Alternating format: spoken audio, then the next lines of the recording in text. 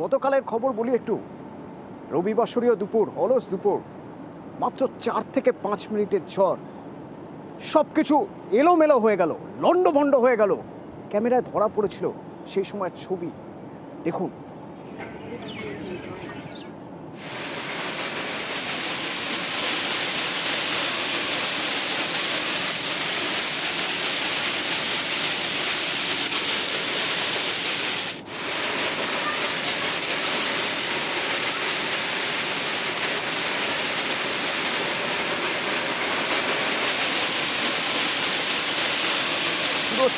ছাড় হয়ে গেল সবকিছু, লন্ডভন্ড, প্রাণ গেল মানুষের, 5 জনের মৃত্যু হয়েছে, 300-রও বেশি মানুষ আহত, জখম হয়েছে।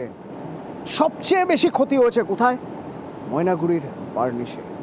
গতকালের এই ছবি দেখালাম তার কারণ তার ঠিক পরের দিন, আজ সকাল 12টা, আজ এই দুপুর 12টার সময় সেই ময়নাগুড়ির বার্নিশের ছবিটা কেমন একটু দেখাবো আপনাদের। আমার সঙ্গে সেখান থেকে গ্রাউন্ড জিরো থেকে আমার প্রতিনিধি রকি রয়েছেন। রকি, তোমার মাধ্যমে একটু দেখে নিতে চাইবো। হ্যাঁ, জানি মানুষের মনে এখনো ভয়ানক একটা আতঙ্ক কাজ করছে, মানুষ দিশাহারা, কি করবেন বুঝতে পারছেন না। ক্ষয়ক্ষতির ছবিটা ঠিক কিরকম?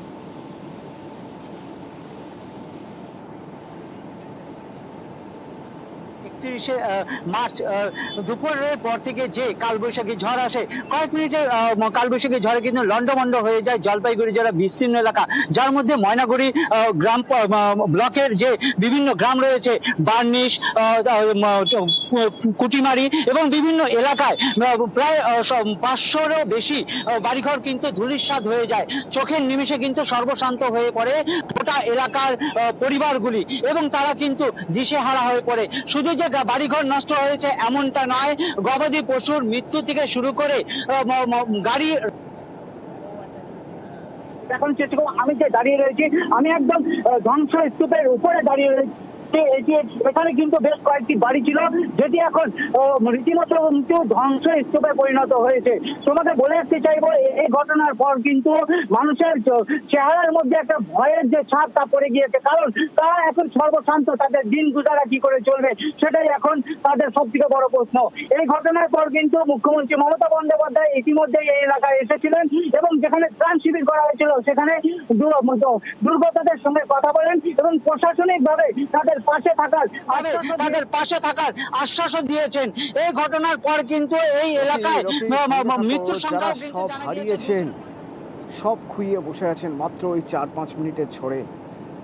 যারা চোখের সামনে দেখেছেন কি ভয়ঙ্কর পরিস্থিতি ছিল, কি বলছেন তাদের কথা শুনবো।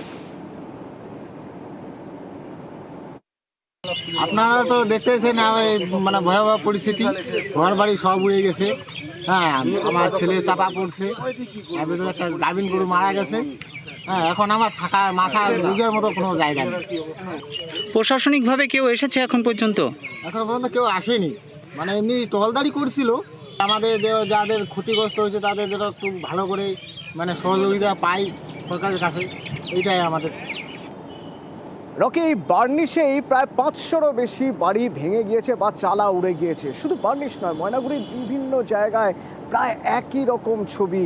কোথাও ঘরের চাল উড়ে গিয়েছে, কোথাও চাষের জমি একেবারে নষ্ট হয়ে গিয়েছে, কোথাও বিদ্যুতের খুঁটি পড়ে গিয়েছে। কি অবস্থা সার্বিকভাবে, যদি আমি একটু ময়নাগুড়ির ছবিটা তুলে ধরতে বলি, কিভাবে ব্যাখ্যা করবে তুমি? দেখো, এই ময়নাগুড়ি এলাকায় যে বিস্তীর্ণ এলাকা রয়েছে, প্রায় 3 থেকে 4টি গ্রাম কিন্তু একবারে ক্ষতিগ্রস্ত হয়েছে, যেখানে কিন্তু শয়ে শয়ে পরিবার গৃহহীন হয়ে পড়েছে। সরকারিভাবে প্রশাসনের তরফ থেকে কিন্তু তাদেরকে ত্রাণের ব্যবস্থা করেছে এবং তাদেরকে তিরপাল দেওয়া হয়েছে। দেখা যাচ্ছে বিভিন্ন জায়গায় তিরপাল দাঁড়িয়ে কিন্তু এই ঠান্ডা পড়া রোদের মধ্যে তারা সেখানে আশ্রয় নিয়েছে।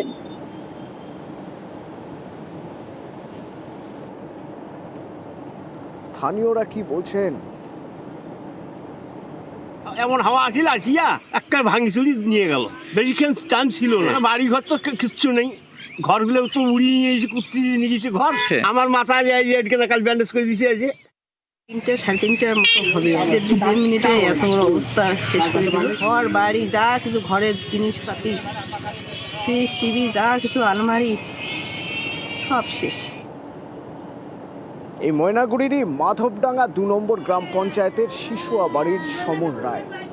যখন ঝড় এসেছিল সে সময় তিনি তার শেষ সম্বলটুকু কোনো মতে আগলে রাখতে চেয়েছিলেন, ব্যস্ত ছিলেন। আর সে সময় আঘাত লেগে লুটিয়ে পড়েন মাটিতে, মৃত্যু হয় তার। মৃতের বাবা গরুগুলোকে গোয়াল ঘরে ঢুকাইলো, ঢুকাই এই যে এমন করে আসলো হাওয়া, গরু বাঁচে গেল, বাবা ওই যে ধাস করে পড়ে গেল এখানে ওই কুটিটায়। পড়ার পর আর কোনো কথা বলতে পারলো না। আপনার বাবার কোথায় লেগেছিল? ওই কুটিটা এইখানে এইখানে লাগছে, মাথায় পড়ে গেছিল খুঁটি? কুটিটাতে পড়ে গেছে দাম করে। ঝড়ের সময়। তারপর কি আর কোনো একটা কথা বলতে পারে নাই, যে পড়ে যে বাবা আমাকে উঠা, কে আমাকে বাঁচাও, কিচ্ছু বলতে পারে নাই। মুখ্যমন্ত্রী বলছে সরকার আছে পিছনে, তোমাদের পাশে আছে, এটাই বলছে, আর কিছু বলেনি। আপনার বাড়ির কয়জন আহত হয়েছেন?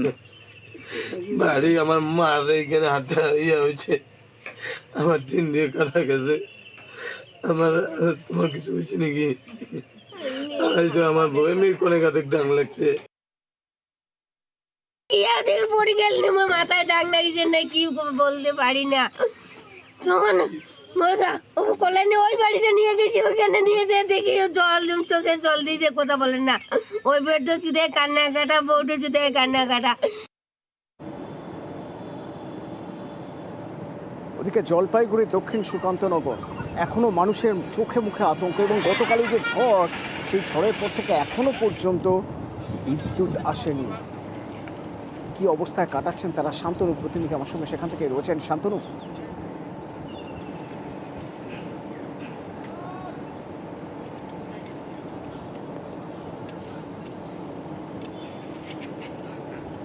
গতকাল ঝড়ের তাণ্ডব দেখেছেন এবং তারপর থেকে বিদ্যুৎ পরিষেবা একেবারে বিচ্ছিন্ন।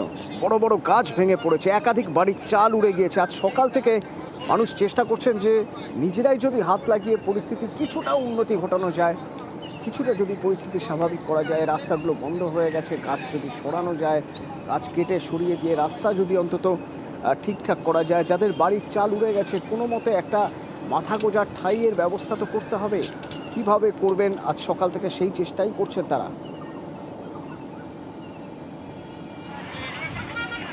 এদিকে গতকাল বিকেল থেকেই কারেন্ট নেই।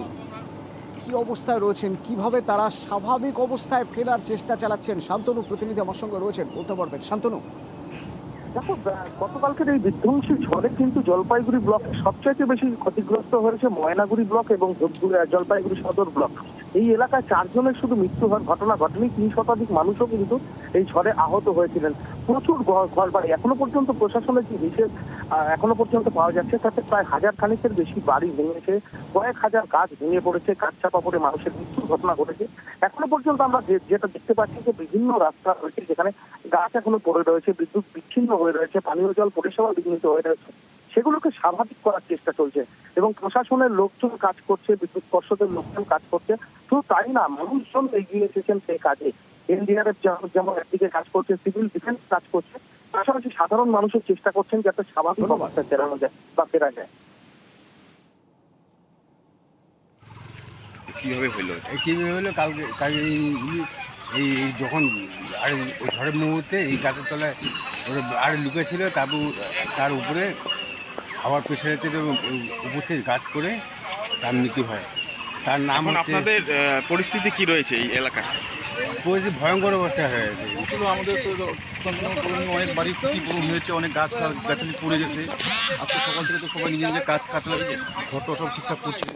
দেখুন কালকে থেকে কারেন্ট ফারেন্ট নাই, খাওয়া দাওয়ার খুবই অসুবিধা। সবাই ঝড় আসছে, সবাই কোনো রাত্রে আসছে, সবাই কাটতো, গাছ টাছ কাটতো, সবাই সব কম বেশি সব বাড়িতে ক্ষতি হয়েছে। সব বাড়িতে কম বেশ ক্ষতি হয়েছে, কারো বেশি হয়েছে, কারো কম হয়েছে, কিন্তু সবার হয়েছে। আর গতকাল এই খবর পাওয়ার পরেই কলকাতা থেকে জলপাইগুড়ি পৌঁছে যান মমতা বন্দ্যোপাধ্যায়। মুখ্যমন্ত্রী ওয়ার্ডে ঘুরে ঘুরে কথা বলেন যারা আহত তাদের সঙ্গে, কি পরিস্থিতিতে রয়েছেন ত্রাণ শিবিরে তাদের সঙ্গে গিয়ে কথা বলেন। সেই সব খবর, সেই সব ছবি থাকবে বিরতির পর, সঙ্গে থাকুন।